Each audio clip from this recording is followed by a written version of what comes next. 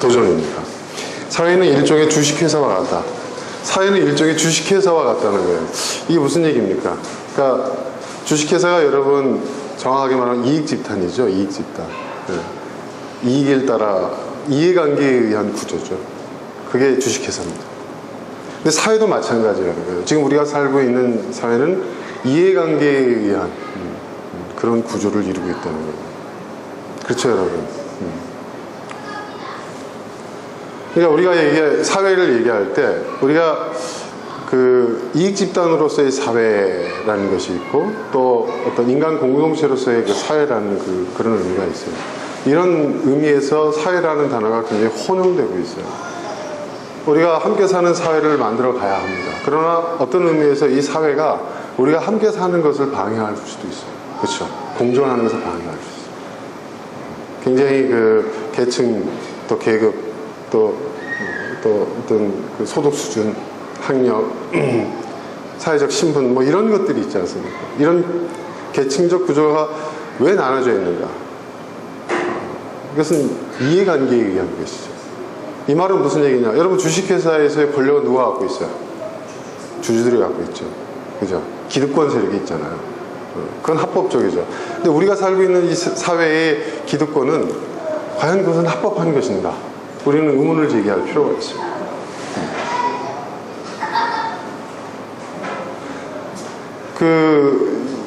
지금 대한민국의 문제는 뭘까요? 여러분 소득 주도 성장을 이끈다는 것이 지금 문정부가 지금 표방하고 있는데 이게 뭘 얘기하는 걸까요? 소득 주도 성장이라는 게 뭘까요? 성장의 동력을 과거에처럼 뭐 대기업이나 이런 어떤 경제 기득권 세력들이 주도하는 게 아니라 사회 구성원 개개인의 소득을 승산시켜서 사회 구성원들에 의한 성장을, 경제 성장을 이룩하겠다는 얘기예요. 여기에 대한 반발이 많은 거예요, 지금. 솔직히 말해서 여러분 자영업자들이 인건비 때문에 지금 망하는 겁니까? 인건비가 부담되는 건 사실이에요. 많이 올라요. 하지만 대한민국의 지금까지 경제 성장에 있어서 보면 아직도 저임금 성장의 그 논리가 자리를 잡고 있어요. 말하자면 노동자들의 희생에 의해서 이만한 성장을 이루었다. 그렇잖아요? 부당한 거예요, 여러분. 지금 계속해서 우리나라에서만 경제 낙수 효과를 얘기해요. 아시죠? 무슨 얘기인지. 샴페인 잔을 이렇게 쌓아놓고 위에다 콜콜콜콜 쏟아보면 맨 윗잔부터 채워져서 아랫잔까지 다 폭포처럼 이렇게 쫙 이렇게 채워진다 하는데 그게 이미 경제 현장에서나 또 학계에서 이게 허구에 불과하다는 것이 입증이 됐잖아요. 아무리 경제가 성장하더라도 빈부격차는 더 심해지는 거예요. 인류 역사상 여러분 절대 빈곤이라든지 뭐 그 기아라든지 아직도 그런 그 고통을 받고 있는 데도 있지만 인류 역사상 지금 이 빈곤과 기아의 문제를 이만큼 해결해 놓은 적이 없는 건 사실이에요. 사실입니다. 하지만 인류 역사상 가장 빈부의 격차가 심한 적도 없어요. 지금처럼. 이거 굉장히 심각한 문제입니다. 그러니까 이거를 해결하지 않으면 여러분 우리나라 대한민국의 경제 문제의 가장 큰 이 문제는 여러분 분배의 정의가 이루어지지 않은 거예요. 이게 해결되지 않으면 경제는 여러분 그들만을 위한 경제가 되게 돼요. 사회가 그런 거예요. 지금 현재. 그런 사회에 대한 비판의식을 우리가 가지고 있어야 돼요. 그리고 그런 사회 속에서 우리는 어떻게 살 것인가, 그리고 그런 사회를 어떻게 해결해낼 것인가. 하나님 나라의 가치에 너무나도 동떨어져 있는 세상이잖아요. 그렇죠? 우리는 이 사회를 하나님 나라의 가치를 구현하는 것으로 생각을 해야 한다는 것이죠. 사회는 일종의 주식회사와 같다. 그 안에서 구성원들은 각자의 몫을 안전하게 지키기 위해서 자유와 문화를 포기하는 데 동의한다. 그죠? 여기서 먹고 살려면 자유를 포기해. 그래서 문화라는 것은 단순히 어떤 우리가 문화생활을 향유한다는 의미에서 문화가 아니라 정신적 가치로서의 문화를 얘기하는 거예요. 우리가 우리의 자유와 우리의 정신적 가치, 선, 정의, 공동체 이런 것들을 포기해야 되고 이것을 동의할 때 우리는 이 주식회사와 같은 이 사회 안에서 겨우 우리의 몫을 지키며 살아갈 수 있다는 것이죠. 사실이지 않습니까? 여기에서 가장 요구되는 덕목은 순응이라는 거예요. 순응. 말 잘 듣는 거예요. 자립은 반목일 뿐이다. 자립. 이것을 거부하고 자유를 추구하고 우리의 어떤 그 정치적 가치를 추구하고 우리의 이념을 추구하고 우리의 옳은 가치를 실현하고자 하는 것은 반목이라는 거예요. 반목.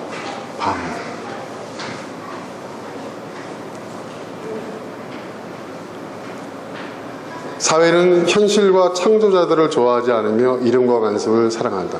이게 정확한 얘기죠. 현실을 싫어해요. 현실이라는 게 뭐예요? 정확한 실상이죠. 정확한 실상. 진실이죠. 여기서 말하는 현실이라는 것은 실상과 진실을 얘기하는 거예요. 단순히 그냥 우리가 처해 있는 현실적 상황을 얘기하는 게 아니라 실상. 정확한 이야기. 예. 그리고 창조자를 좋아. 창조자라는 것이 뭐? 여러분, 창조자가 되기 위해서는요, 제일 먼저 해야 될 게 뭔지 아세요? 뭡니까, 여러분? 파괴하는 거예요. 그쵸? 네. 여러분, 맨 땅에 집을 짓는 게 아니죠. 헌 집을 허물고 새 집을 짓는 거예요.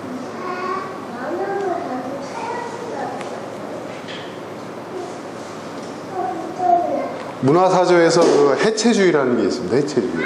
해체주의의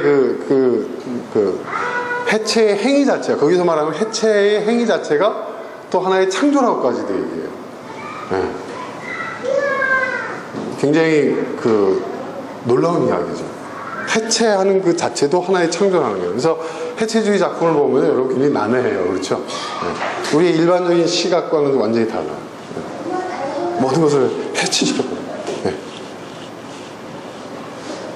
그것이 오히려 그 해체의 과정도 하나의 창조고 그 해체시키는 과정 속에서 새로운 것이 나올 수가 있는 거예요. 그러한 시각이 우리에게 필요하다는 거예요. 우리 그리스도인들에게도 그러한 시각이 필요하다는 것이죠. 여러분, 지금 4차 산업혁명 시대에서 가장 중요한 그것이 뭐라고 그랬죠? 중요한 이슈가 융합이라고 그랬어요. 융합이라는 것이 뭘 의미하는 걸까요? 융합이라는 것은요, 있던 것들을 그냥 다 우겨 넣는다고 해서 이게 융합이 되는 게 아닙니다. 그렇죠? 있는 것을 해체해야 돼요. 그 해체하는 것 가운데서 새로운 조합을 하는 거예요. 그게 융합이에요. 그죠? 그럴 때 여러분 1 플러스 1이 2가 되지 않고 3도 될 수 있고 4도 될 수 있는 거예요. 우리는 그런 발상을 갖고 살아가야 한다는 것이죠.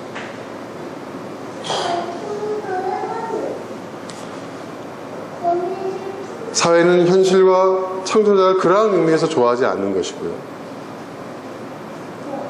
이름과 관습을 사랑한다고 해요. 이름과 관습을 사랑합니다. 사회는. 여기서 말하는 이름이라는 건 우리의 이름을 얘기하는 게 아니죠. 불려지는 것, 명성. 그렇죠? 우리는 이름을 얻기 위해서 일하잖아요. 경제도 여러분 보세요. 여러분, 돈이라는 것은요, 이름을 따라합니다. 이 비밀을 아셔야 돼요. 네. 돈 벌기 원하세요? 그걸 아셔야 돼요. 돈을 벌면 이름을 얻는 게 아닙니다. 이 시대는. 그 원리를 제가 설명해 드릴까요? 이거 제가 수강료를 한 1,000만 원쯤 받아가면서 얘기해야 되는데. 네. 여러분, 이 시대에 이름이라는 것이 과연 뭘까? 네, 이름. 단순히 부르는 호칭인가? 네. 이름.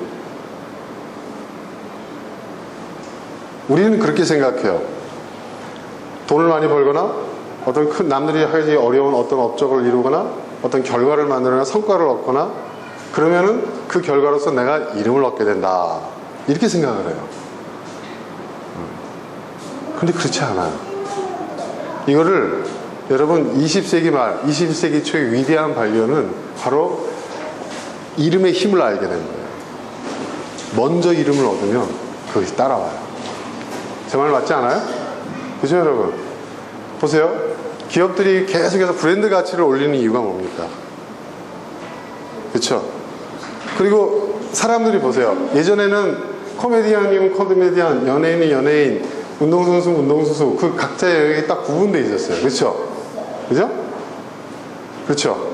근데 요즘은 그런 거 구분이 없어요. 무조건 유명해지는 거예요. 그죠? 무조건 유명해지면 어떻게 돼요? 그게 따라와요. 탤런트도 될 수 있고, 그죠? 가수도 될 수 있고, 방송인도 될 수 있고, 그렇지 않습니까? 그러니까 요즘 젊은 애들은 뭐예요, 여러분? 어떻게든 유명해지려고 해요. 사람들의 대중의 관심을 얻으려고 해요. 여러분, 먼저 이름을 얻으면 따라옵니다. 요즘에 와서만 그렇게 된 게 아니라 이제 그걸 깨달은 거예요. 대중들이. 예전에는 몇몇 권력자들이 그걸 갖고 있었다. 이름을 얻어야 돼요. 이름. 그래서 사회는요, 이름을 얻기에 혈안되어 있는 사람들. 왜? 바로 이름 그 자체가 힘이니까. 이게 권력이니까. 이게 기득권이니까. 그러니까 유명해지기 위해서 별짓을 당하는 사람들 많아요. 그런 사람들을 부정적인 언어로 뭐라고 표현하죠? 관종이라고 합니다. 관종. 관심종자. 왜 그들이 관심종자가 됐냐? 이름을 얻기 위해서. 부정적이든 뭐든. 그러니까 연예인들도 유명해지기 위해서 뭐 일부러 스캔들도 막 엉터리로 터트리고 막 하잖아요. 이름을 얻는 게 중요한 거예요.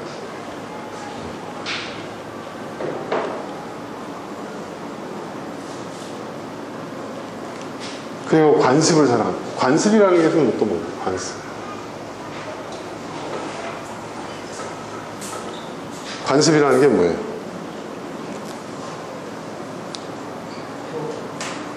이 이면에는 기성의 가치라는 것이 있어요. 그 기성의 가치를 준수하는 거죠. 기성의 가치에 따르는 것이죠.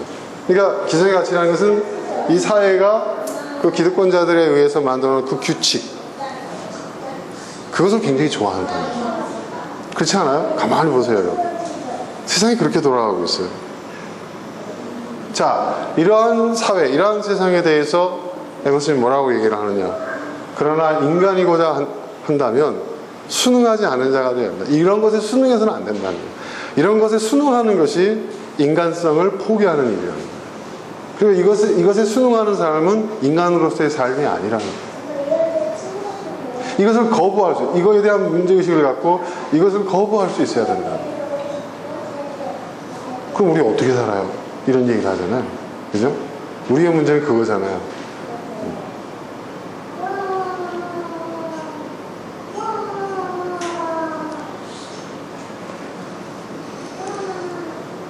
그러면 인간이라는 존재가 어떤 존재가 되어야만 하는가에 대한 존재론적인 질문을 던져야 돼요. 근데 우리는 존재론적인 질문을 던지지를 못해요.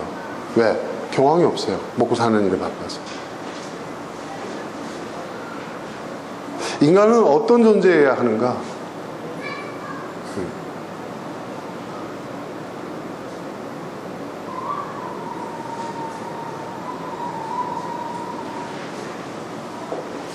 그 질문, 그 답은 사회에서 찾을 수가 없습니다. 그죠? 사회는 그 사회가 원하는 인간상을 우리에게 이야기할 뿐이에요. 이러이러한 사람이 되어야 한다. 이러이러한 사람이 되어야 한다. 그건 내가 아니에요. 이 사회가 필요로 한 인간이란 말이에요. 그죠?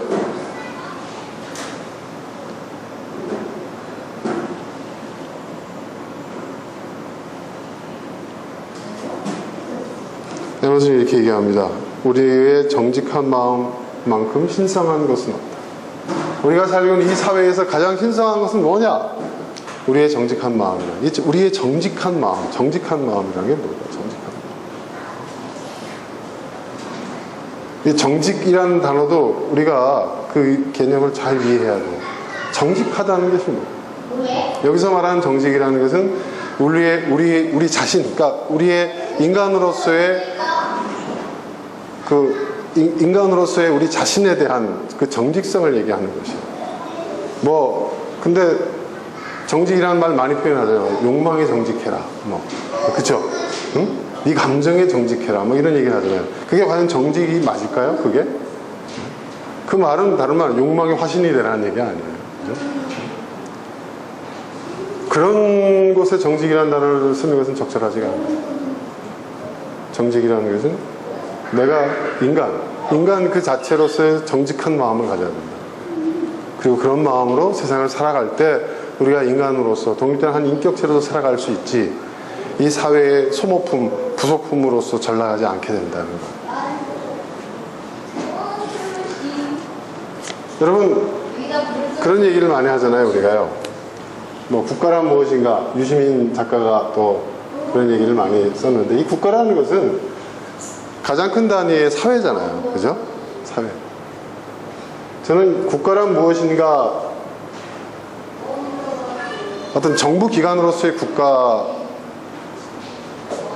넘어서서 한 사회로서의 국가에 대해서도 저는 우리가 문제의식을 좀 가져야 된다고 생각해요.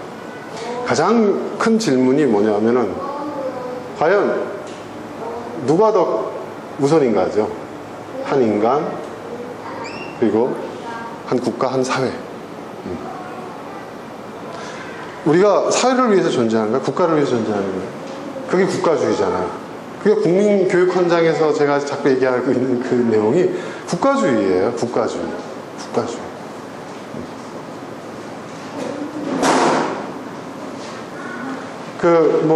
새누리당 새로운 그 비대위원장이 문재인 정부가 국가주의라고 하는데 참 가소로운 얘기죠.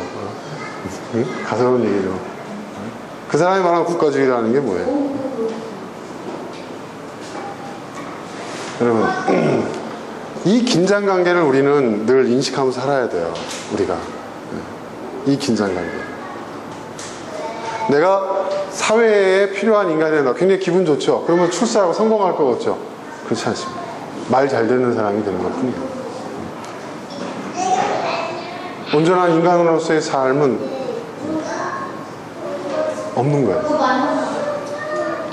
이 긴장관계 속에, 이 팽팽한 긴장관계를 우리가 느끼면서 살아가야 한다는 것이죠.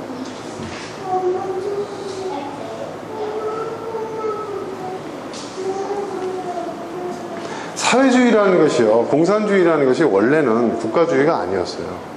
칼 막스가 쓴 책에 보면은 인간을 위해서 존재하는 것이 사회고 국가라고 했거든요.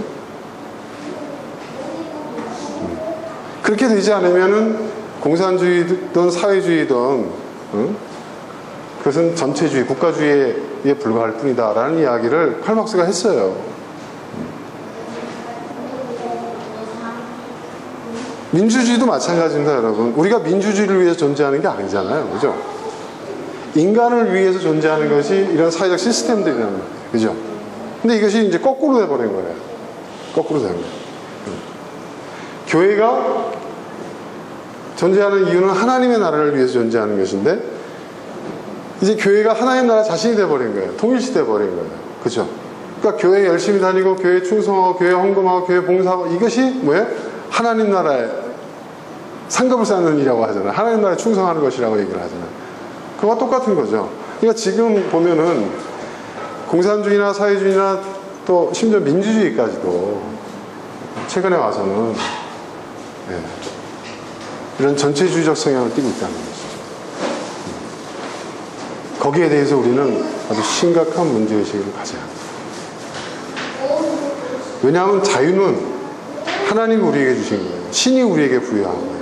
신께서 우리에게 부여한 그 권리를 왜 우리가 여기다 바쳐야 되는 것이죠. 오히려 이러한 것들은 우리를 위해 존재하는 것이 되어야 된다는 것이죠.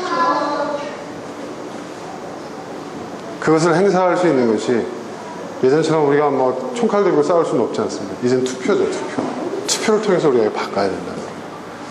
요즘 저는 민주당 관계자들한테 좀 미안한 얘기지만은 지금 제가 정의당에 가입을 할까 지금 고민하고 있습니다. 기도하고 있습니다. 가입했어요? 당원이네?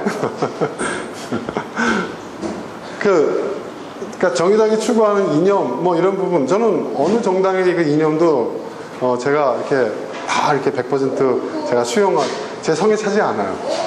근데 다만, 제가 뭐냐면, 정의당에서 분명히 이야기하고 있는 것, 한 가지 색깔이 있어요. 이제 정의당 홍보하는 거네, 이러니까. 저 아직 당원 아닙니다. 제가 얘기하는 것은 인간이 우선돼야 된다.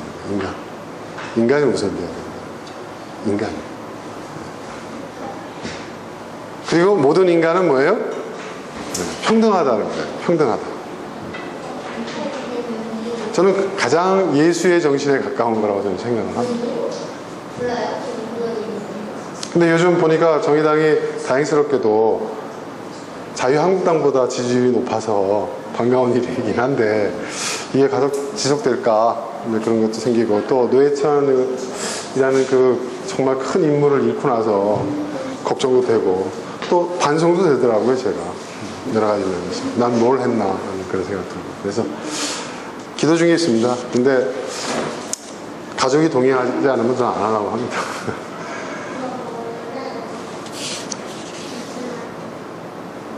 자, 요거 하나만 하고 오늘 제가 늦어서 일찍 끝내겠습니다. 이제 교회에 대한 얘기가 나와요.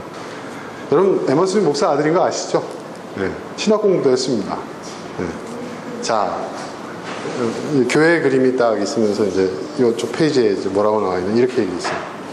내가 아주 어렸을 때 습관처럼 교회의 캐캐 묵은 교리로 나를 귀찮게 하던 조언자가 있었다. 교리.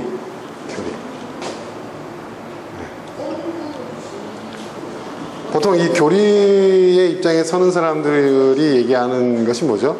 자기들은 뭐 전통, 보수, 그죠? 네? 그죠? 이게 이제 종교적 용어로 기독교에서는 복음주의라고 해요. 복음주의. 여러분, 복음주의라는 것이 종교적 용어로서 우리는 보수주의라는 얘기예요. 보수. 그리고 이 교리를 옹호하는 사람들이 우리가 뭐 원리주의자, 네? 그죠? 근본주의자 이런 얘기를 하잖아요.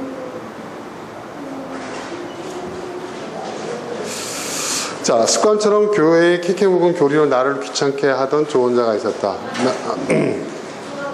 나는 그에게 물었다. 만약 내가 온전히 전통을 존중하며 살고 있다면 그 전통의 신성함이 뭐 그리 중요한 문제일까? 나의 물음에 그 친구는 이렇게 대꾸했다. 그렇지만 그런 충동적인 생각은 천상이 아닌 저 아래 미천한 데서 오는 것일 수 있어.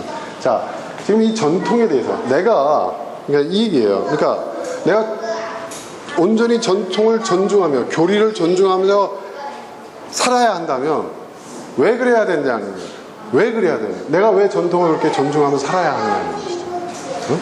그 이유를 한번 설명해봐 라고 얘기를 했더니 그 대답하는 그 친구가, 조언자가 뭐라고 얘기를 하느냐 하면, 그런 생각 자체가 충동적인 생각이고 그것은 저 위로부터 오는 것이 아닌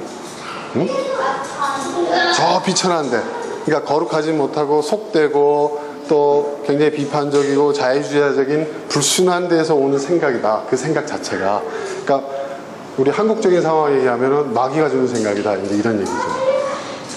지금 보세요. 이게 대답입니까? 대답이 아니에요. 전통이 왜 그렇게 중요해? 교리가 왜 그렇게 중요한 거야? 그걸 좀 얘기 좀 해봐. 여기에 대한 얘기를 하고 있는데, 교리 그 자체에 대해서 질문을 하고 거기에 대해서 비판적 태도를 갖는 것 자체가 잘못된 거야. 이렇게 얘기하고 있어요. 이게 대답이에요, 여러분? 대답이 아니죠. 근데 여러분, 이거는요, 기득권자들이 아주 역사적으로 즐겨 쓰는 방식이에요. 어떤 질문이 제기되어졌을 때 그 질문 그 자체, 그 본질에 대한 답을 이야기하기보다는, 그걸 토론하기보다는, 그걸 찾고자 하기보다는 뭐예요? 그 방식을 문제를 삼아요. 여러분, 기무사 문건도 똑같잖아요. 아니, 기무사가 그런 짓을 하고 왜 그런 문제를 작성했냐, 그 본질, 누가 시켰냐, 그 본질 자체가 중요한 거지. 왜 그거를 갖다가 군사 그 기밀을 갖다가 그렇게 근데 군사기밀도 아니라고 하잖아요. 그죠? 네. 항상 그런 식이에요. 정윤회가 문제가 있다. 정윤회 문건. 근데 누가 그걸 수사적인 문건을 공개했냐 해가지고 막 그러죠. 항상 그런 방식이에요. 그러니까 이 말은 무슨 이야기냐 하면, 진실을 호도하는 자들은 이런 방법을 쓴다는 거죠. 묻는 것에서만 답하면 돼요. 왜 묻는 방식을 따져? 그죠? 그렇지 않습니까, 여러분? 오히려 어떤 질문이라도 허용해야만, 여러분, 그게 진짜 진리이지 않겠어요? 그렇죠? 진짜 옳은 것인지 않겠어요? 질문 그 자체를 망당을 쉽게 말해서 여러분 입 닥쳐.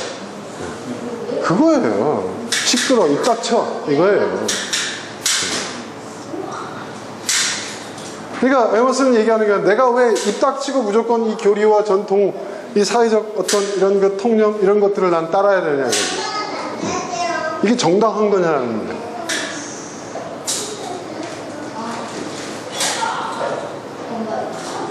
그랬더니 에머슨이 이제 그걸 간파한 거예요. 친구가 그런 충동적인 생각은 천상이 아닌 저 아래 비쳐 지옥에서 온 거다. 그러니까 우리 한국식으로 표현하면 마귀의 속삭입니다. 이제 이 얘기죠. 그러니까 에머슨이 뭐라고 답을 하냐면 내가 보기엔 그런 것 같지 않은데 내 생각이 빛을 하는 데 왔다면 그래서 내가 악마의 아들이라면 나는 악마처럼 살겠군.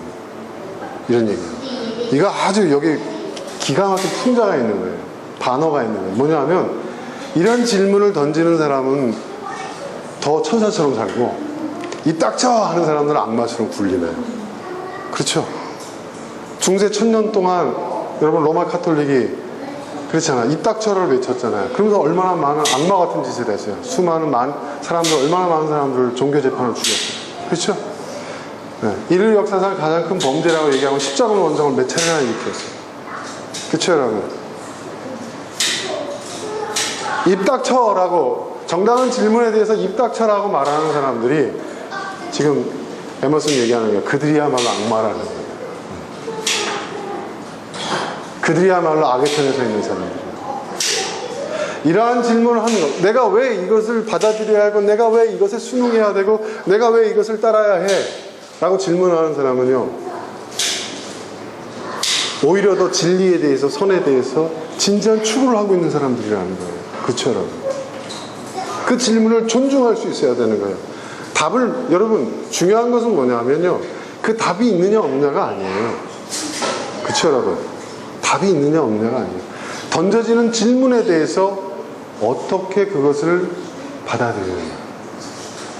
질문조차 수용할 수 없는 이념, 질문조차 수용할 수 없는 종교 그런 거라고 한다면 그거는 다 뭐예요?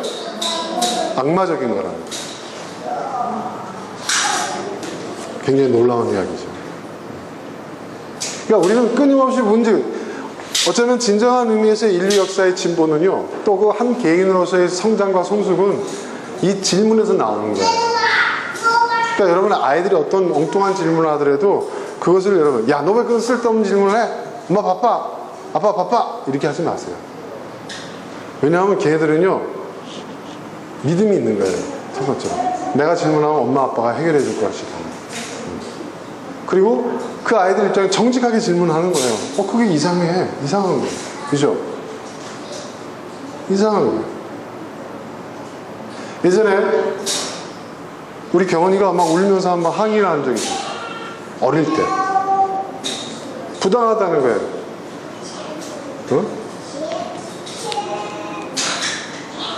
엄마가 너무 아들을 챙긴다는 거예요. 어? 엄마가 너무 아들 한다는 거예요. 응?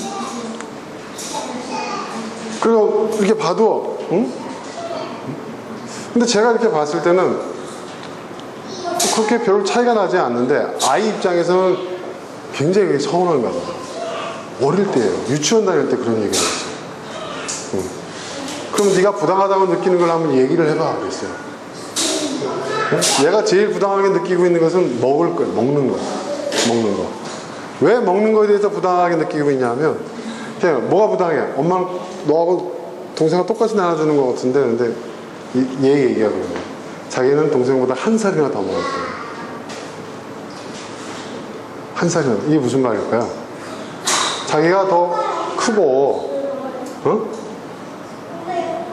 또 경빈이는 성격이 얌전히 집에만 있어 자기 막 뛰어놀러 다니고 그러니까 자기는 뭐냐 한 살 더 많이 먹었기 때문에 먹을 것도 내가 더 많이 먹어야 된다. 내가 누나지 않느냐. 그러니까 나는 무슨 얘기냐면 더 먹고 싶어 더 먹는다는 것보다는 얘기 뭐냐면 더 크기 때문에 한 살을 더 먹었기 때문에 한 살을 더 먹은 만큼 엄마가 간식이라든지 뭐 기타 등등 맛있는 걸 배급할 때 반영해줘야 되는 거 아니냐 그 얘기예요. 정당하지 않아요? 저는 정당하게 느껴졌어요. 맞아요. 그렇죠? 그렇잖아요, 여러분? 네. 그랬더니 그 엄마가 그래요. 저희 집사님한테 뭐라 그랬냐면, 이 조그만 게 벌써부터 엄마한테 대들고 나중에 저게 커가지고 말이야, 유사한 갖고 동생하고 싸울 녀석같이 클 것 같다, 막 이런 얘기를 하는 거예요. 생각이 됐어요. 굉장히 당신이야말로 잘못했다. 아이가 부당하게 느낀 부분에 대해서 그 내용을 이해하려고 하고 들으려고 해야 되고, 그리고 그것을 어떻게든 해결해 주려고 하려고 하지 않고 그 질문을 던지는 그 자체, 엄마가 다 알아서 하니까 엄마한테 맡겨, 엄마가 다 알아서 해, 너는 살쪘어. 그건 당신의 얘기지. 그것 때문에 부부싸움 한참 한 적이 있었습니다.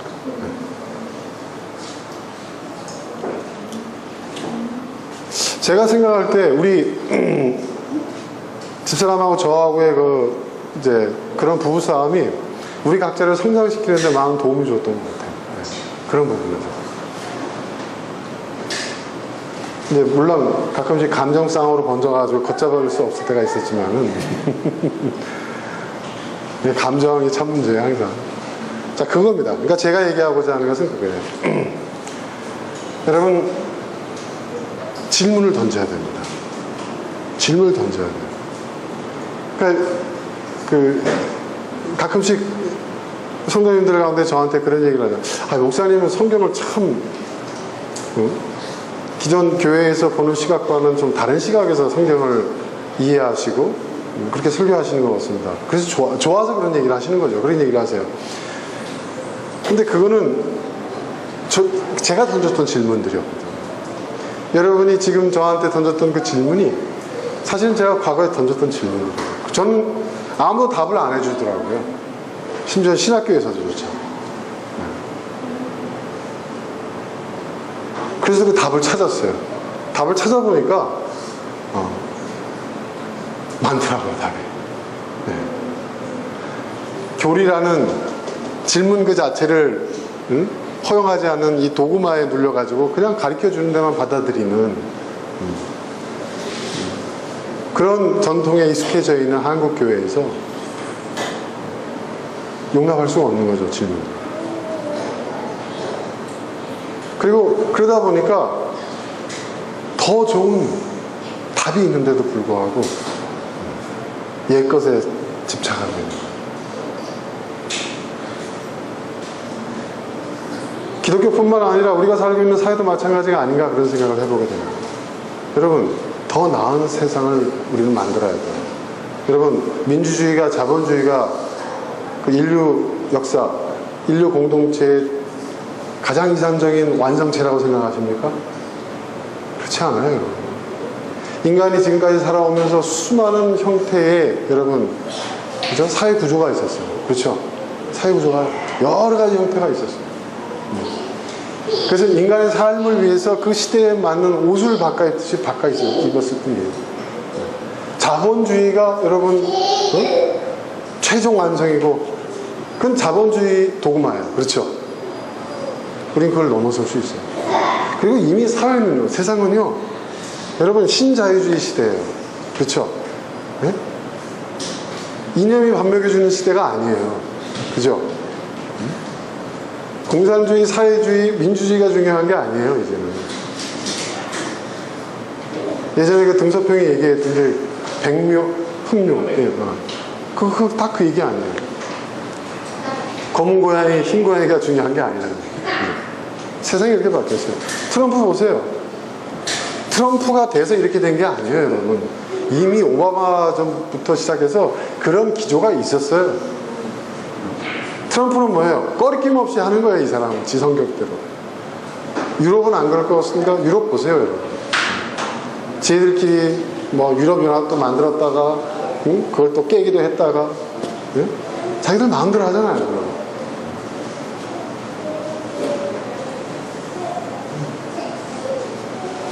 절대적인 건 아니에요. 그러니까 지금 현재의 삶에 여러분, 우리는 노마드 마인드를 갖고 있어야 돼요. 성경에서 얘기하고 있는 우리 하나님의 백성은 나그네, 그죠? 나그네다. 이 세상에 지나가는 나그네다. 이제 이 나그네라는 말을 원어를 번역해서 정확하게 번역하면 노마드예요, 노마드. 유목민. 유목민은 어떻게 삽니까, 여러분? 텐트 치고 살잖아요, 그죠? 이동하면서. 네. 영원한 건 없는 거예요. 오아시스를 발견했어요. 아, 좋아요. 그 오아시스에서 풍족하게 여러분 물을 마시고 그늘을 얻고 쉴 수 있어요. 하지만 거기서 영원히 살 수는 없어요. 그렇죠? 또 이동합니다. 계속 이동하지 않습니까? 그죠? 그러니까 우리의 삶이 그래야 되는 거예요. 그러니까 우리의 삶은 안정적이고 고정적인 삶을 추구하는 것이 아니라 계속해서 우리는 뭐예요? 더 나은 삶을 추구하는 거예요. 더 나은 가치를 추구하는 그런 삶이 되어야 합니다. 우리는 항상 이 사회 속에 순응하는데 너무 길들여져 있어가지고 뭔가 어떤 작은 변화, 어떤 작은 도전 이런 거를 할 때 굉장히 우리는 두려워합니다. 아, 내가 지금 현재 갖고 있는 것마저도 잃어버리는 거 아닌가? 네. 그런데 그게 사실은요, 이 사회가 우리의 발목을 붙잡는 가장 큰 힘이에요. 가장 큰 힘이에요. 거기서부터 벗어날 때 여러분 진정한 자유가 있습니다. 자유라는 게 뭐예요, 여러분? 내가 선택하고 내가 선택한 것의 책임을 내가 지는 거예요. 그렇죠? 근데 지금 우리가 살고 있는 삶은 어떻습니까? 내가 선택하지 않은 것들에 대한 책임을 지고 살고 있잖아요. 그죠? 그렇게 생각 안 하세요, 여러분?